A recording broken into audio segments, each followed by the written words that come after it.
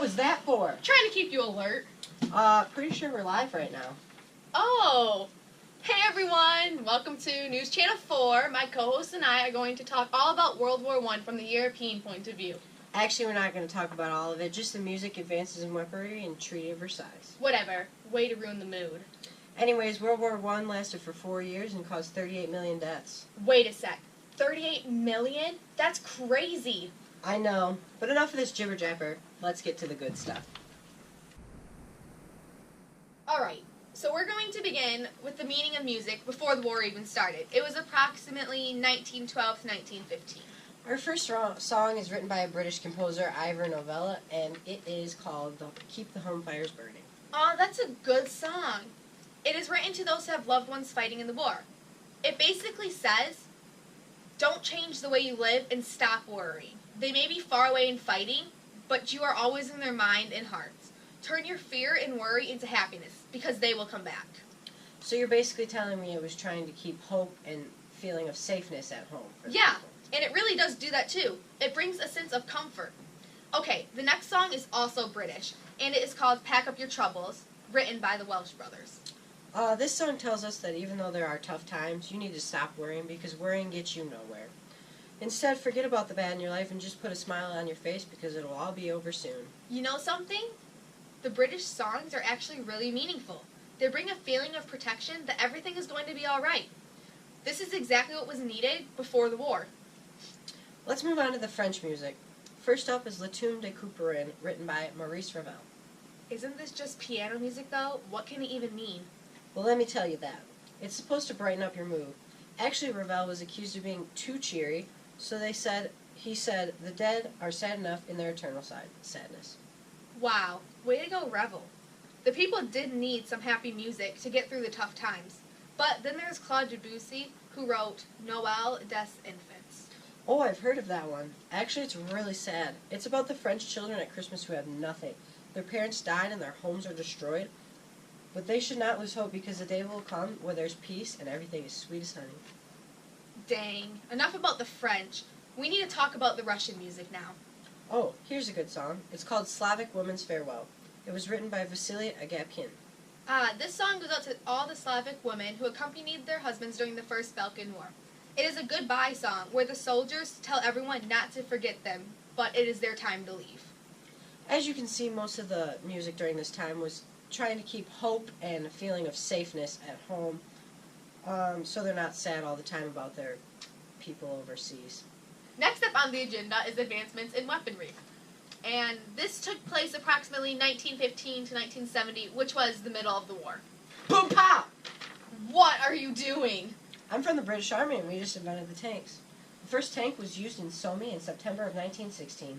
Wow. Well, now since we're talking about British advancements, they also created the aircraft carriers. The first real one was invented called the HMS Furious.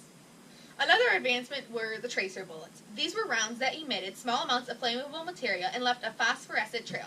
Finally, the handheld grenade was created and it was filled with ammonium nitrate. Great Britain's advancements in weaponry were mostly for the land. Now let's talk about France's advancements. France created the hydrophone. This is an ultrasound transducer relying on an electric charge held in certain minerals. Basically, it's an underwater microphone. France also helped in the medical field during the war. Don't you remember? Oh my, that's right. I totally forgot. They created the mobile x-ray machines and also the sanitary napkins, which helped the nurses out a lot during the war. Great Britain and France together came up with the depth charges. They used them to sink the U-boats. The depth charges were basically underwater bombs that you could drop right off the boat. They measured the water pressure to make sure that they did not blow up the boat that they were dropped from. And this helped the Allies sneak up onto the Germans. Well, speaking of the Germans, they had some pretty intense advancements, don't you think? Pretty intense? I would say it's more extremely insane. One of their advancements was poison gas. It was first attempted on the Russians and was successful on April 21st, 1915. Poison gas? Wow. Well, I know they improved the flamethrower. This could neutralize enemy soldiers without creating structural damage. They also created planes with regular and air-cooled machine guns. We can't forget the interrupting gear that let pilots shoot guns through their propeller blades. As you can clearly see, Germany did not care about innocent people. All they cared about was killing the most people they could with the fewest weapons they could. Germany, France, and Great Britain were the major countries that advanced in weaponry during the war. Alright, we've finally reached the end of the war that lasted from around 1917 to 1919. This time we're discussing the Treaty of Versailles. World War I officially ended on June 28, 1919, with the signing of this treaty. It was written by the Allies, and Germany hardly participated in it. This treaty included 15 parts and 440 articles. The big three, U.S., France, and Great Britain, came to the conclusion on what to do.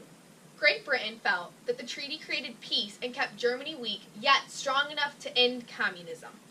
The French felt safe with it because they couldn't be invaded anymore.